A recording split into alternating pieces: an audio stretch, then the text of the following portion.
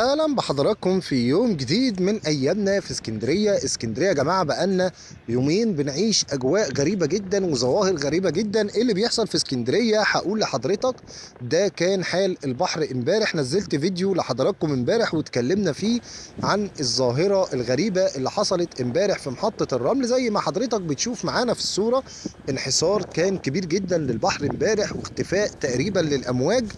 ولكن اتبسطت جدا من تعليقات الناس بقى اللي لقيتها فاهمه. تعليقات كتير جدا جات لي على الفيديو على صفحتنا على الفيسبوك وقالوا لي يا ياسر دي ظاهره عاديه، دي ظاهره معتاده الحدوث، بتحصل كتير جدا وحصلت عندنا في بورسعيد. ده كان احد التعليقات، حصلت عندنا في بورسعيد من ايام بسيطه جدا. عشان كده قررت وقلت لا، لازم بقى ننزل النهارده ونشوف هل الظاهرة دي هتستمر معانا، وهل الوضع هيفضل زي ما هو، ولا هيكون في تغيير النهارده في الأجواء.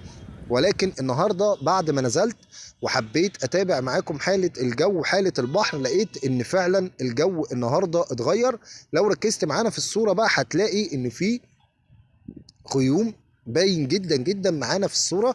الجو النهارده مغيم. هتقول لي الجو مغيم ازاي والسما فاتحه؟ هقول لحضرتك والله زي ما بقول لك كده، كل شويه او كل ساعه نلاقي الجو في حال، شويه نلاقي الشمس طالعه، شويه نلاقي الجو غير معتدل. فزي ما حضراتكم بتشوفوا كده، ده الوضع الحالي لاسكندريه. موجودين دلوقتي على الكورنيش بالتحديد، خلاص داخلين على كوبري استانلي، قربنا منه جدا. نزلنا من اعلى الكوبري الجديد كوبري سيدي جابر، ولسه بقى مكملين جولتنا اهو مع حضراتكم. طيب ايه المحتمل حدوثه النهارده في اسكندريه يا ياسر؟ هل هيكون في امطار؟ هقول لحضرتك طبعا بحكم بقى اننا متابعين معاكم كل حاجه بتحصل في اسكندريه.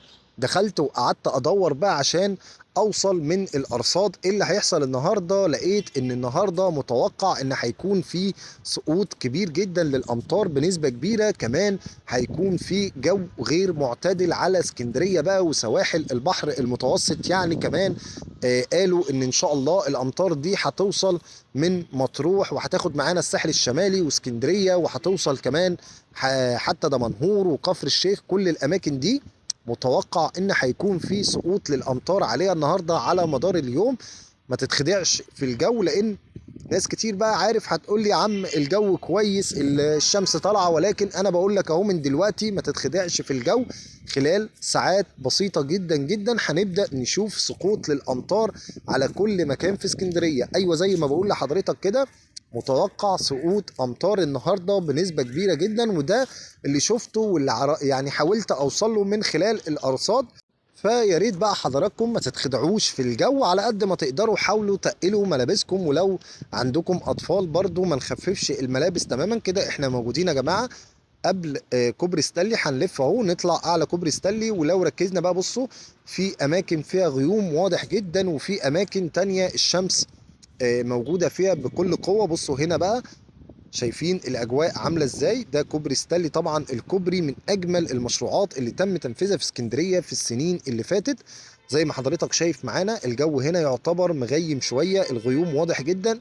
وبالاخص كمان يا جماعه الغيوم كان واضح معانا النهارده الصبح. يعني لو حضرتك شفت اسكندريه الساعه 8 الساعه 7 الصبح، الجو كان فعلا باين بقى ان في غيوم. وكان يعني انا واحد من الناس اول ما نزلت من بيتي الصبح وانا رايح الشغل، واول ما شفت الاجواء الصبح قلت لا ده دلوقتي مش لسه الامطار هتبقى كمان شويه. قلت لا ده الامطار هتنزل خلاص دلوقتي.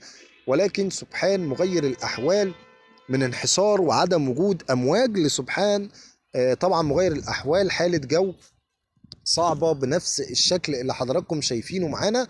كان لازم بقى نتابعها معاكم، لان زي ما عودناكم بنتابع كل جديد بيحصل في اسكندرية كده. احنا اعلى كوبري ستانلي اهو، وهنلف بقى. وقبل ما نلف وننهي الفيديو مع حضراتكم، مش عايزين نطول عليكم اكتر من كده. لو اول مرة بتشوفنا ما تنساش تدعمنا بالاشتراك وتفعل الجرس عشان يوصل لحضرتك مننا كل جديد. اسكندرية على اعتاب سقوط الامطار. دمتم في حفظ الله. نتمنى انها تكون امطار خير لكل الناس باذن الله. كتروا من الدعاء لاخواتنا في فلسطين، اللهم ارفع عنهم البلاء، اللهم امين يا رب العالمين. سلام عليكم ورحمه الله وبركاته.